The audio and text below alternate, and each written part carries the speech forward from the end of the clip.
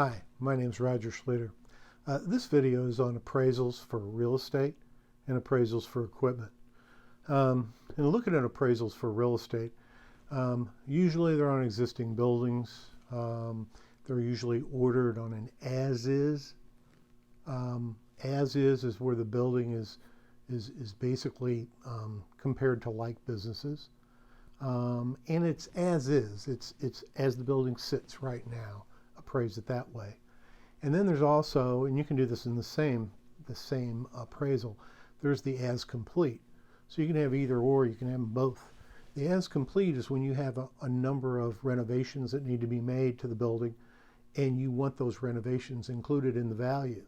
So the as is just like the building is now. The as complete is when you got renovations that are going to be added to the building.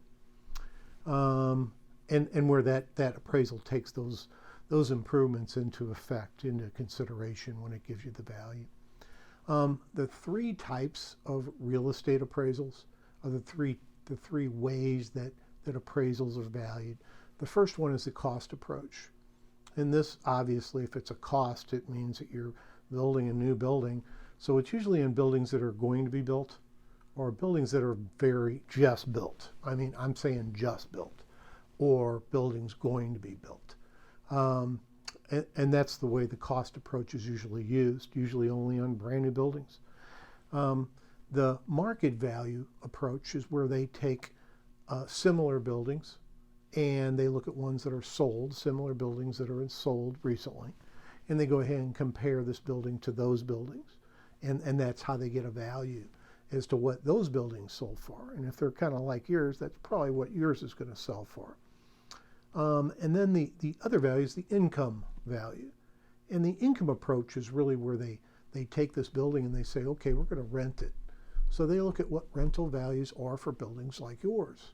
That square feet, that type of building, whether it's one floor or two floors, but really what they bring in income.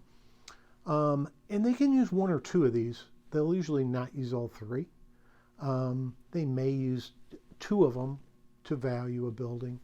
Now, usually what they'll do is they'll put more value on the approach that there really is closer to what they're trying to do here. So if they use the cost approach, they still will use the market value a lot of times, but they'll put a little more value in the cost approach because this building is just built. Now, if you have an existing building, well, they're not going to use the cost approach if it's been around for a while. They're going to use the market value, and then they'll almost always use the income value. So normally, if you look at appraisal, any information on appraisals, they'll say, oh yeah, you got to have all three. They're usually not used all three, but they'll put why. They'll cover all three approaches. But if it's an existing building and they're doing the market value and the income, they'll usually say why the cost approach wasn't a good approach or wasn't used, and then they'll use the other two. Like I said, the appraiser puts more value on the approach or approaches that are a better fit. And like I said, new buildings always use the cost approach, and then maybe the market. They may put in market and income, but they should put more value on the cost approach. Existing buildings are market and income only. They do not use the cost approach. And then improvements on an existing building, you got to remember, are valued. The building just itself is valued as is. And then if you have renovations to that building, you want to appraise it as complete with the renovations done. And then also, appraisals are done by appraisers, and they're done to specific companies or for specific people. And they're usually done for a certain reason too. And they put that in the appraisal. They put that, this bank has ordered this appraisal, and they're doing it because the bank wants to find a value to lend on. So anyway, they usually will have they'll have a specific person who ordered it or company that ordered it, and they will have also a specific purchase for that appraisal. Now that's the appraisal for real estate. But what if you have equipment and you want to, you're thinking about, well, what's the value of this equipment? Well, usually on new equipment, the value is what you pay for it.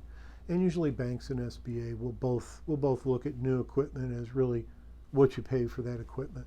So if you have bids for that equipment, or you pull some values off the internet or something, they'll kind of look at that and say, yeah, that's the value of that equipment.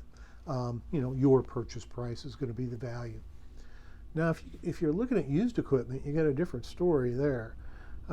Most banks and SBA will want to know how you're valuing this used equipment. Most will want the used equipment to be appraised.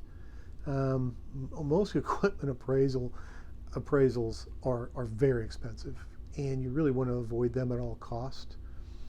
I'll give you a tip. The tip with SBA, it's a tip to really accept an appraisal from a company that actively sells that type of equipment.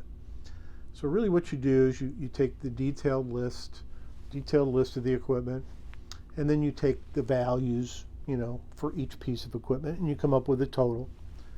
And then you go ahead and you go to a company who sells this type of equipment.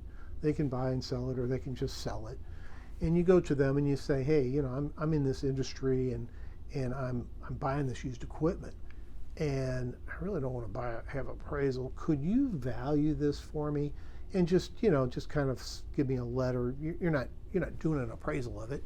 You're just giving me a letter saying, yeah, I think it's worth this, And so, and almost every time they always say yes, because they want you to buy their equipment when you need additional equipment. And usually you will. I mean, if you're buying used equipment, eventually you're going to have some of the stuff replaced. So, you go to that company and you say, hey, here's the list of equipment, here's the values, you have a total, and then you tell them to write you a letter saying, hey, this equipment is worth, this much money, the total, and basically say, attached is a list, of the equipment and individual values, and then sign it and date it and put it on their letterhead. And this is what SBA calls an appraisal. I've used it many times and never really had any issues with it.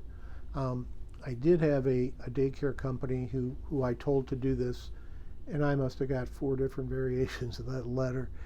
And come to think of it, I'm kind of wondering if that company existed. I think it did exist because I looked them up, because I was really concerned, because I got different variations that became more and more what I wanted each time. And I think the 4th time I got all I wanted on that letter. And but it was different things, it was a company. I don't know if they bought, it was basically another daycare company, and they said they bought and sold equipment. I'm not really sure that they did. I'm not a judge, I'm not a jury. I just go with what they tell me. And a lot of times you have to do that. I mean, if somebody else wants to, if SBA or a bank wants to interrogate them and see if that's real, that's fine. I'm not going to do that. Even when you're at a bank, if you're doing an SBA loan, you're getting some sort of guarantee from SBA. So you don't want to lie or anything, but you definitely want to put the company's best foot forward, and you definitely want to go ahead and use a lot of the information they give you. So anyway, that's how to value used equipment, and that'll be the biggest trick, because like I said, new equipment is valued at what you're purchasing it for.